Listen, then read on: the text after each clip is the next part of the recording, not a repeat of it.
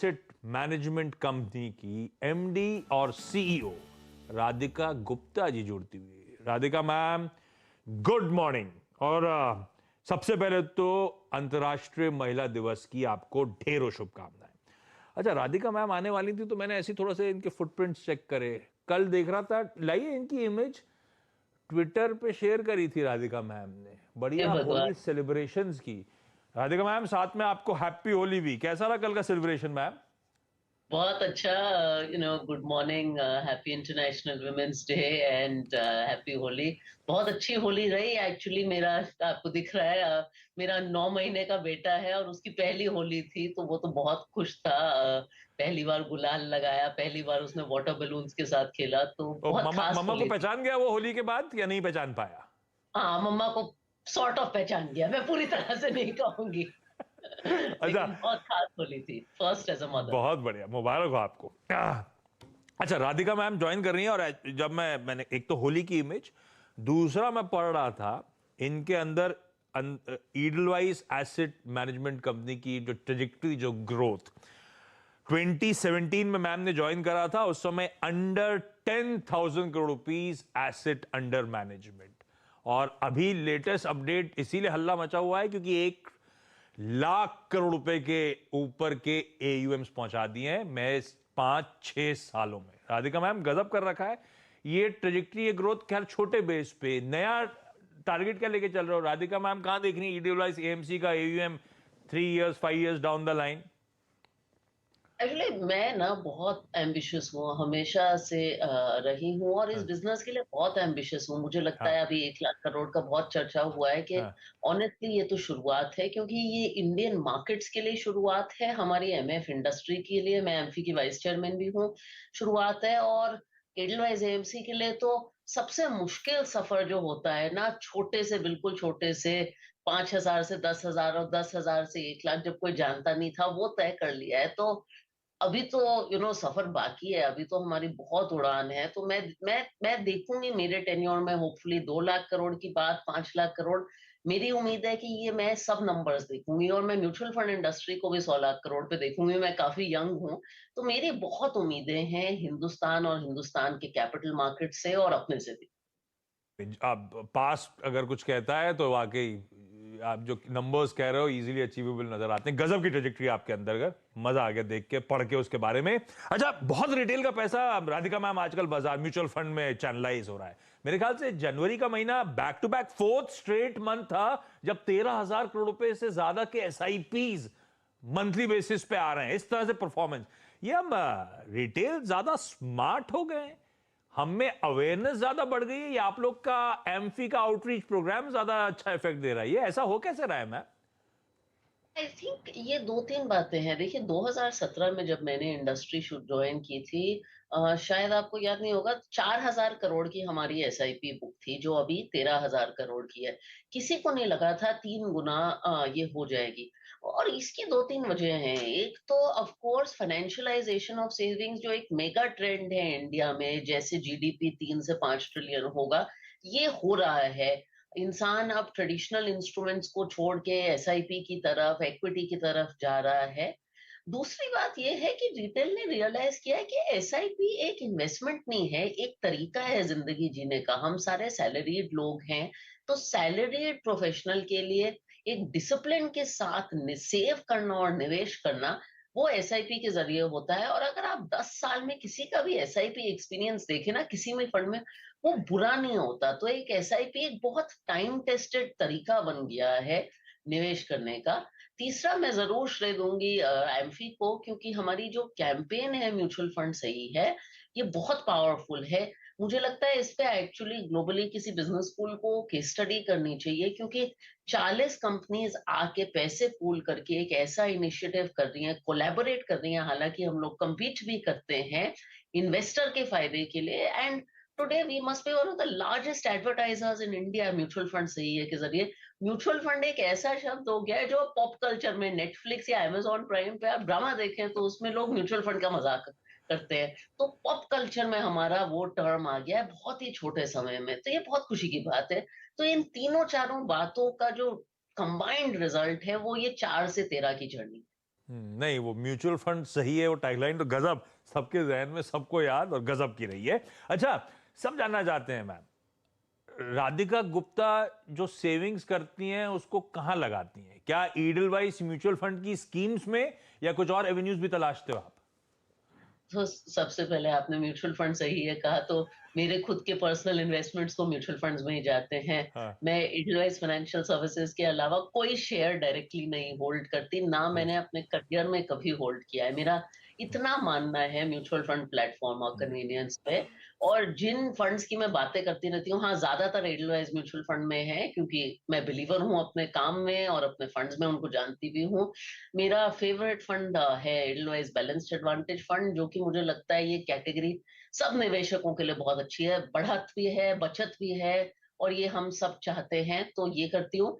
SIP करती हूँ अपनी सैलरी से mid and small cap funds में, हमारे खुद के और कुछ और विदेशी मार्केट्स के फंड्स में भी थोड़ा सा निवेश करती हूँ। तो सारा निवेश म्यूचुअल फंड के जरिए है, और इन कैटेगरीज के थ्रू, खासकर एडलवाइस म्यूचुअल फंड। ना भैया, लीजिए, जो कहा था वही कर रहे हैं। म्यूचुअल फंड सही है, चैनलाइज वहीं करिए अपनी सेविंग्स को, लॉन्ग टर्म में बढ़िया कमाई हो सकती है। अच्छा मैम, थोड़ा सा मार्केट्स पे आता हूं।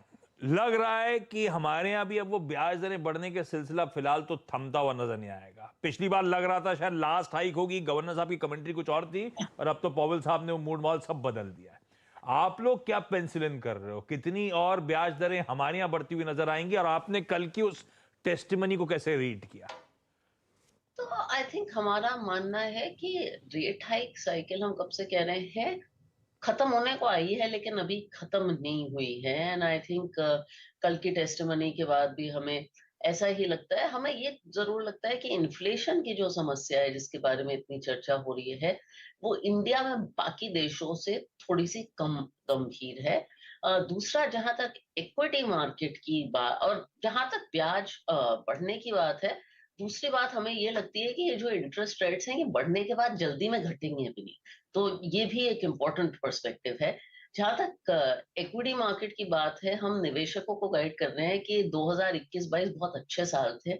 शायद 23 उतना आसान साल नहीं रहेगा, बल्कि हमारा नोट रहा है रिसेशनरी कंडीशंस बिफोर रिटर्न्स। तो ग्लोबल माहौल के कारण, इन्फ्लेशन और रेट्स के कारण आपको मार्केट्स में थोड़ा सा स्ट्रेस और पॉकेट्स दिखाई देंगे।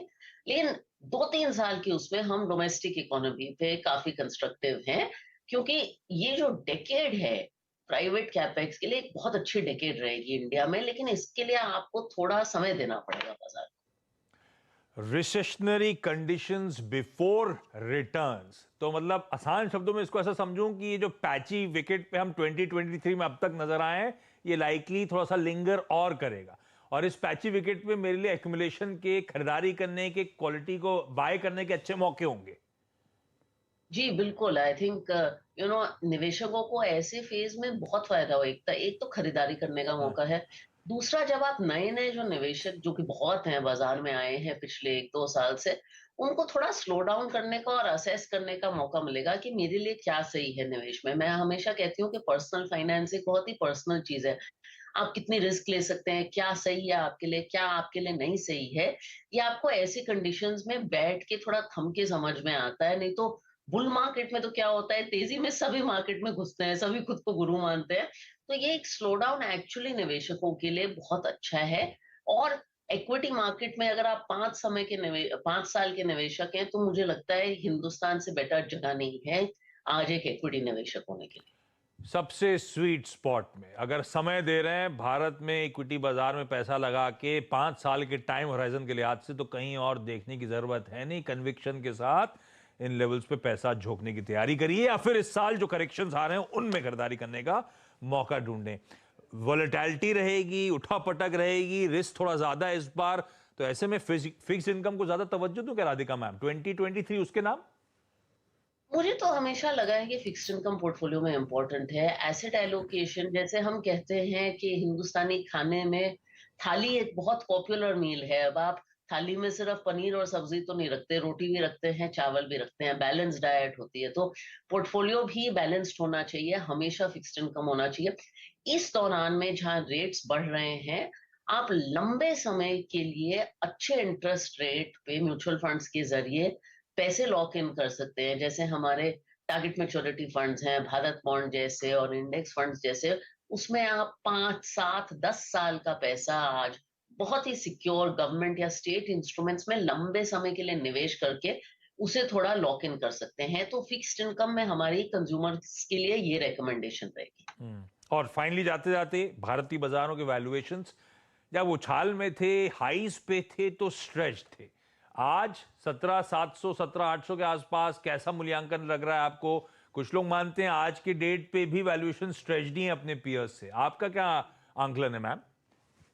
तो मेरा आंकलन ये है कि देखो वैल्यूएशन सस्ते नहीं है, लेकिन ये पीयर कंपैरिजन ये हमेशा रेलेवेंट नहीं रहता, क्योंकि शायद इंडिया में इस डेकेड एक बहुत यूनिक अर्निंग्स रिकवरी आएगी। हम एक हिस्टोरिकल अर्निंग्स लो से निकल के एक पीरियड में आ रहे हैं जहां आपको शायद इंफ्रास्ट्रक्चर कैपेक्स में एक सिग्निफिकेंट बूम दिखे। तो शायद ये पूरा कंपैरेबल नहीं है। दूसरा, ये जो हम वैल्यूएशन का जिक्र करते हैं ये इंडेक्स लेवल वैल्यूएशन पे है। मुझे लगता है ऐसे कुछ पॉकेट्स हैं जो अभी भी बहुत एक्सपेंसिव हैं, लेकिन ऐसे कुछ पॉकेट्स हैं जहां शायद आपको वैल्यू नजर आता है, नजर भी आ रहा है इस वैल्यूएशन पे। तो आई थिंक आपको कंपनी वाइज और क्षेत्र वाइज जाके देखना पड़ेगा। ये इंडेक्स वैल्यूएशंस, बहुत निवेशक तो इंडेक्स में निवेश भी नहीं करते। अच्छा, क्षेत्र वाइज, फिर कंपनी वाइज नहीं जाऊंगा आपके साथ, क्षेत्र वाइज जरूर एक बार टच अपॉन करना चाहूंगा। फिर तो आई थिंक क्षेत्र बैंक्स को लेके सब पॉजिटिव थे, लेकिन अब शायद वो समय आ रहा है कि कुछ एक आध क्वार्टर बाद बैंक्स आके एनआईएम्स कॉन्ट्रैक्शन की बात सामने रखने लगेंगे। तो फिर कौन सी पॉकेट 2023 में, अगर मैं इंडेक्स पे नहीं लगा रहा हूं, तो कोई टॉप डाउन अप्रोच, कोई स्पेसिफिक पॉकेट जो आप लोग ईडलवाइज पे ज्यादा प्रेफर कर रहे हो, जिस थीम को रन करना चाहोगे, राइड करना चाहोगे? तो हमारी जो मेजर थीम रही है वो है कंपनीज जो डोमेस्टिक कैपेक्स, प्राइवेट कैपेक्स के रिवाइवल से बेनिफिट करनी है। तो ये हो गया आपका कैपिटल गुड्स, ये हो गया इंडस्ट्रियल्स। ये कंपनीज अभी भी इतनी एक्सपेंसिव नहीं है। और फाइनेंशियल साइड पे हाँ, लेंडर्स पे हम पॉजिटिव हैं। हमें लगता है जहां हम हैं एनपीए साइकिल में, लेंडर्स पे निवेश करने का एक अच्छा टाइम है। तो ये हमारी थीम्स हैं जहां हम थोड़ा ओवरवेट है। और थीम्स जहां हम थोड़ा लेस ऑप्टिमिस्टिक वो हैं जो आपकी ग्लोबली इंक्लाइंड थीम्स हैं, क्योंकि ग्लोबल हालात उतने अच्छे नहीं है। तो आपके फार्मा, एक्सपोर्ट ओरिएंटेड टेक, जहां की यूरोप और यूएस का काफी वो है। तो domestically inclined themes, beneficiaries of private capex, ऐसे क्षेत्रों में हम ज्यादा कंस्ट्रक्टिव हैं। Ma'am, thank you so much समय निकालने के लिए, हमारे साथ आज जुड़ने के लिए। आपको होली की, आपको अंतर्राष्ट्रीय महिला दिवस की ढेरों शुभकामनाएं हमारी पूरी टीम की तरफ से। श्रीकांत बैठे